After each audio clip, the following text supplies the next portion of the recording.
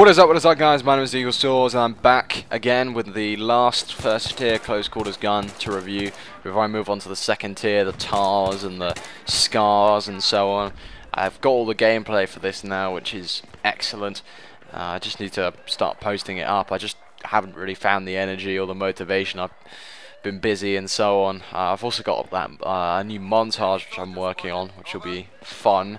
Yeah, and you know, I've just been working on those kind of things and just forgot really to post more than anything. I was going to post yesterday or the day before, but I just didn't get around to it in the end. It's an interesting one. Of course, today I am covering the M417, the beast that is the M417. What a tank this is. It's such a good gun, so strong, really high damage. Not the best at close range, but nevertheless it really is a strong gun. Moving on, following up from the montage idea that I was just spoke about, anyone who follows this channel and is a PC player, I'm sure maybe the PC elitists will not be watching my channel since I'm mainly a console player, but I do have a PC copy of this game, and I really need some help filming a couple of cinematics. Really, if anyone can spare their time, please hit me up on Battlelog. It's the British Eagle, one word, like my Twitter username. You just hit me up there. I really do need some help with those cinematics on PC. I was going to try and do it on console, really didn't work very well, so hit me up. Let's see what we can do. But I would definitely give you a shout out and so on if you wanted it. I really just need the help though, because right now I've got some of the clips, maybe a minute's worth or a minute and a bit's worth of clips. I just need to help filming some cinematics, particularly for my intro sequence, which will be fun. Moving on from that though, let's talk about the M417 and its stats. It does a 50 maximum damage up to a drop-off start distance of 15 meters, and then a drop-off end distance of about 75 meters with a minimum damage of 37.5. That means, yep, you guessed it, it's a 2-hit kill up close up to 15 meters and a 3-hit kill at the longer ranges, at pretty much any range, up to the maximum distance of 2,250 meters. If you can be bothered to shoot someone with this gun at that range, I wouldn't recommend it because it's not a one-hit kill in the head. Obviously, at the extreme distances, you need 1 headshot and 1 body shot to kill, or 3 shots to the body, or 1.5 headshots if you can do that. In which case, I'm most impressed. Other than that, let's talk about this gun's roll. Reload time, which I forgot to mention by the way, is 1.9 seconds when empty and 1.5 seconds when not. But the roll for this gun, I've got to talk about that. That's what I normally do in these weird guides. This is basically an M416, which is kind of interesting, although it chambers a heavier 7.62mm NATO round instead of the 5.56mm round of the assault rifles as standard, and as such does twice the damage. Don't ask me how that works, but it does do twice the damage.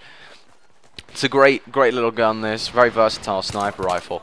Again, it's one of those guns like the SKS, which are really suited to that sort of short-ish to medium range cover role. It's not a gun you want to use as a sort of gun to sort of rush in to the objectives with. It's a gun you want to use with your teammates in front of you, just picking off guys at a distance. I fail miserably on this guy. This guy was jumping around all over the place. I fail miserably with my aim. Come on, aim. Come on, aim. There you go, got him. I'm obviously using the 93 Raffica sidearm because it's a flipping PDW. In terms of strength, in fact, it outperforms most PDWs in this game, like the PP19, the P90. I have tested them, by the way, and they outperform those guns. It's an insane sidearm. Like you cannot not use the 93R. The other good sidearm actually is the G17. The G17, the Glock 17. Really nice sidearm. That actually it does a lot of damage and so on, and so forth. But yeah, really, it's just another cover gun. Although which is kind of odd really, because the close quarters expansion pack is what it comes with. It doesn't really suit close quarters at all in that respect. Obviously I've got to compare it to the SKS. Basically it's pretty simple, okay? This gun does a 50 maximum damage, the SKS does a 43 maximum damage. This gun does a 37.5 minimum damage, the SKS does a 27 minimum damage. The damage drop-off model is effectively the same. The drop-off start and drop-off end are the same distances. This gun is just better at longer ranges, definitely, but I feel like the trigger rate on this gun is less so than that of the SKS, which means the SKS is better suited for that close range support role. This is more for the sort of medium to long range support role, if that makes sense.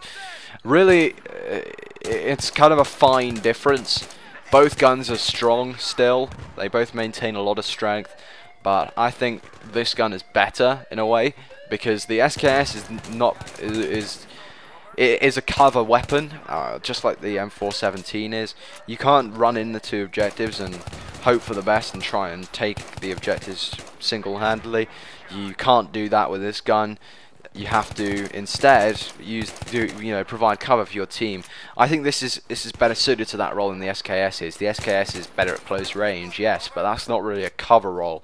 That's more of a sort of medium distance role. But in this game, obviously, in this gameplay, I really demonstrate this gun's strength. Because I get a MoaB, basically. 29 gun streak, I get 29 with this gun. Which really, really demonstrates how ridiculously strong this gun is. It is the best gun in the recon class, the most versatile gun, a sniper rifle at least, in the recon class.